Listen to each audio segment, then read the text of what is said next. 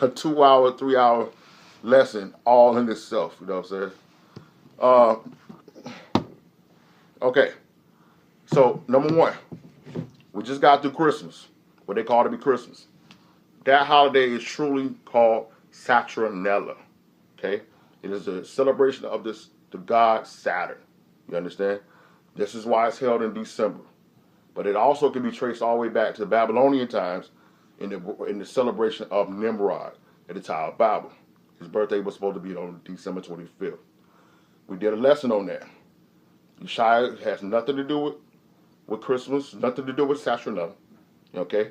You can go in the Bible and you can find times where this stuff was brought out and these things was thousands of years, okay, before the birth of Christ. You understand? So Saturnalia, what America knows to be Christmas, has nothing to do with Christ. Now, just for the sake of it, let's go to Jeremiah 10, and we're gonna show you about this whole thing with the Christmas tree. And like I said, we did this as a part of the lesson back in December when we did the lesson called "The Myth of Jesus Christ." But we wasn't going to do this during the time of Christmas because it's the point. It's pointless. You understand? We wasn't going to rain on people's parade. You understand? I done celebrated Christmas a lot of times in my past. You understand? I used to be that guy that was mad, like, yo, man, I can't believe they trying to take Christ out of Christmas. And then about 4 years ago, I found out Christ was never in Christmas. You understand? So that's just what it is. So I just felt like we needed to educate our people, give them the knowledge and understanding that their Christ, that their Lord and Savior has nothing to do with Christmas. And then people can start making a better decision versus attacking. We're not going to do that. But what I found out in the months of November, December, is that many people know that it's pagan. They know that it don't have nothing to do with Christ, and they're doing it anyway. Okay? And there's some people who are ignorant to it. They don't know, you know what I'm saying, the satanic roots of the thing. So for the sake of argument, let's show them here in Jeremiah 10, where it actually addresses the Christmas tree. Some of you people right now that's being lazy probably still got your Christmas trees up. Okay? Because we used to do that same thing. So Jeremiah 10, and let's start there at verse 3. For the custom of the people are vain. For one cutteth a tree. The custom they are what? For the custom of the people are vain. For one cutteth a tree out of the forest, the work of the hands of the workman with an axe. Mm-hmm. They deck it with silver and with gold. They deck it with what? They deck it with silver and gold. They fasten it with nails and with hammers that it move not. They are upright as the palm tree, but speak not. They must needs to be born, because they cannot go. Be not afraid of them, for they cannot do evil, neither also is it in them to do good. For as much there is none like unto thee, O Lord, thou art great, and thy name is great in might. Who would not fear thee, O King of nations? Now, no need to go any further. You see straight out what the Most High said and how he feels about your Christmas tree. He says it's vain. It's evil. Okay? But it don't matter. The bottom line is, are you going to make a decision to side with the Most High? Or are you going to make a decision to side with your traditions? And I'm tired of hearing this whole thing talking about it's for the kids. I don't want to hear that anymore because that's ridiculous. It had nothing to do with the kids. It's you wanting to carry on what you did as a kid and give it to your kid. I'm going to tell you how I know that. It's because we begin to talk to people and we should tell them about the Feast of Purim. It's going to be coming up on February 21st to the 22nd. We're going to be teaching about that the 1st of February. So get ready for that lesson, where it's the Most High feast where gifts are given. And we told people, yo, if it's about giving your kids gifts, just doing Purim and you're doing it for the Most High. Nah, I ain't going to do that. So don't tell me that it has to do with your traditions, kids. You just don't care. And you think because the Christianity told you, as long as you go to church, Jesus loves you, he's going to accept you because you're under grace. And that's why we took you to that shall we continue in sin, Romans 6:1, shall we continue in sin, that grace may abound. God forbid. But our people don't know this because they've been going to church, and the Christian church don't teach the Bible. They teach their own doctrine. You understand?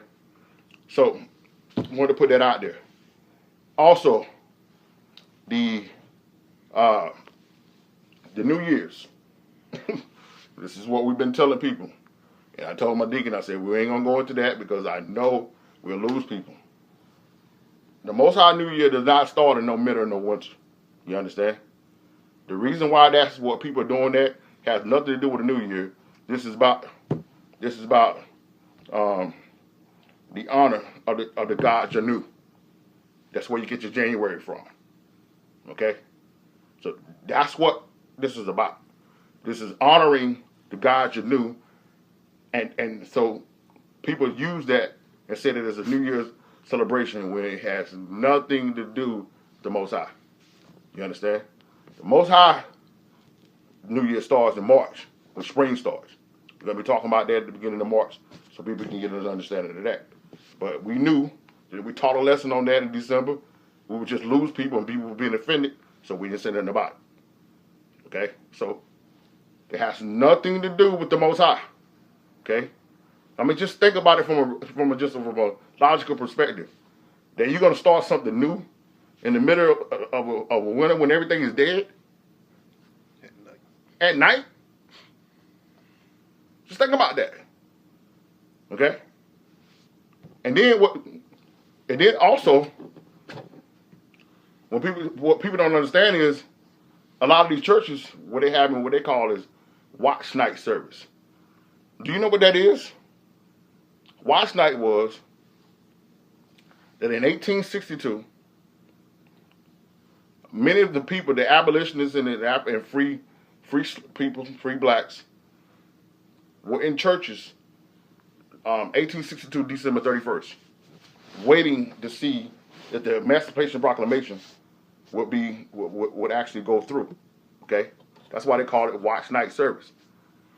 They had been talking about it throughout the whole year of 1862, and they're supposed to go into effect in 1863, right? For those who don't understand what the Emancipation Proclamation was saying that all the slaves of the South were declared to be free. This is the thing that people don't realize. Number one, the South was not a part of the Union. So that's just like me going to your house and saying your kids don't got to do no chores no more. Okay, I don't got no right to say nothing about your house, right? Secondly, what people don't understand was he didn't do it on the Emancipation Proclamation did not do that on the basis of saying that we deserve to be free. What he did was he called us to be contraband, right? Which means we at war, so I'm taking your house, I'm taking your land, I'm taking your money, I'm seizing your horses and your cattle, also your slaves. So you read the literature of the Emancipation Proclamation, it did not consider us to be human beings. We were contraband. We was just something that they could take. Okay? Thirdly, the Emancipation Proclamation did not go with the states of the North or Missouri, West Virginia, or Kentucky. You know why? Because those are southern states that chose not to secede and stay with the West, so stay with the North. He knew that if he'd told them that they had to put their slaves down, they'd have went to the South. Fourthly, lastly, what people don't realize was that actual night, Abraham Lincoln was meeting with people of the South. One of the things that they had on the table was that they could keep their slaves until 1900. And then the slaves would be sent out of the country back to the country what we know to be Liberia today. But the South, something happened, and the people that he was meeting with didn't agree with it, and so all talks, negotiation ended. So what people don't realize was if those conversations would have went the way they wanted, you'd probably be still on a cotton, picking cotton right now. Okay? So don't believe this whole history of America and the civil rights before you. No, you was a consolation prize. That's why as soon as the Civil War ended, they had to send the soldiers down here. But when they started making deals after Reconstruction ended, what came in? Jim Crow, sharecropping, Ku Klux Klan. Nothing changed. They started picking up people and sending them to prison and building all these highways and building these roads and building farms. Nothing changed. Okay? So don't get caught up in that whole idea of this whole watch night service, because that's what that is. That has nothing to do with transitioning into something new. Watch night service is about Emancipation Proclamation. That's why they call it watch night service. All right. And lastly, with the whole thing of Easter, go to Acts 12. I'll show you about that. Easter is a celebration of the goddess Ishtar. Okay, Ishtar. You can go in the Old Testament and see where in the Old Testament she was addressed as Ashtoreth, which is also another translation of Ishtar, which comes back to Easter. Okay, these were taking place hundreds and thousands of years for the birth of Christ. We're going to show you here in Acts 12 chapter and prove to you that Easter has nothing to do with the Most High or Yeshua, who the world know to be Jesus. Acts 12 chapter, start there, verse 1. Now about the time Herod the king stretched forth his hand to vex certain of the church, and he killed James, the brother of John, with the sword. And because he saw it pleased the Jews, he proceeded further to take Peter also. Then were the days of unleavened bread. Now, this is the Feast of Unleavened Bread, is the Passover as well as the Feast of Unleavened Bread. If you go to Leviticus, the 23rd chapter, you will see on the 14th day of the year, the second Sabbath, the Passover starts Friday sundown, goes to Saturday sundown. Okay?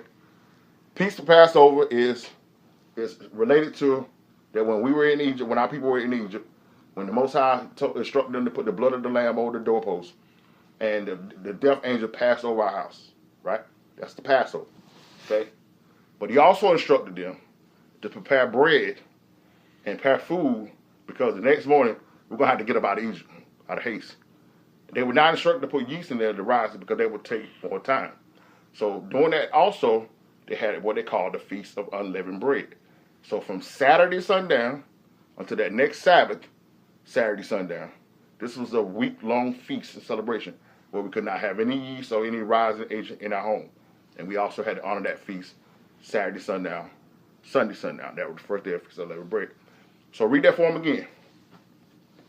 Now about the time that Herod the king stretched forth his hand to vex certain of the church, he killed James, his brother of John, with a sword. And because he saw it pleased the Jews, he proceeded further to take Peter also. Then were the days of unleavened bread. So that means during this time when Peter was first taken, this was the Feast of Unleavened Bread. Now, verse 5. And when he was apprehended, he put him in prison and delivered him to 4 quaternions of soldiers to keep him, intending after Easter. After when? Intending after Easter to bring him forth to the people. You see that? You see that? So when they first got Peter, this was the Feast of Unleavened Bread. Passover, the Feast of Unleavened Bread. But he said, after when? Intending after Easter to bring him forth to the people. So that means after the Romans, which was Herod, was an Idumean, it was Esau. Once he goes and celebrate Easter, that's when he was going to kill Peter. You see that? So that's proof in the Bible that Easter has nothing to do with Christ. Okay? You know, no rose rise, no Sunday, and no none of that. Okay? He didn't rise on no Sunday. He gave his life, according to Matthew the 26th chapter, on the Passover, which is on the Sabbath. How in the world can he die on the Sabbath and raise on a Sunday? Okay? But you got to go back and check our lesson out that we did called The Myth of Jesus Christ, where you see that he gave his life on the Passover and he rose during the Feast of Unleavened Bread, fulfilling that feast. Bread rise with yeast. You had never seen a person raised from the dead. He rose from the dead on his own. Feast of Unleavened Bread. He fulfills all of the Most High's feast. Okay? And then let's finish this off. Go to 1 Corinthians 5.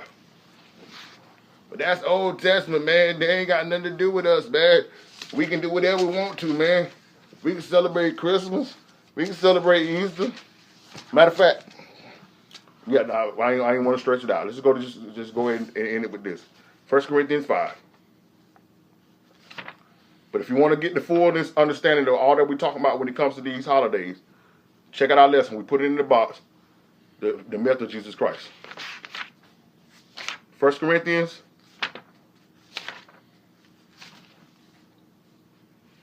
chapter 5, verse 7.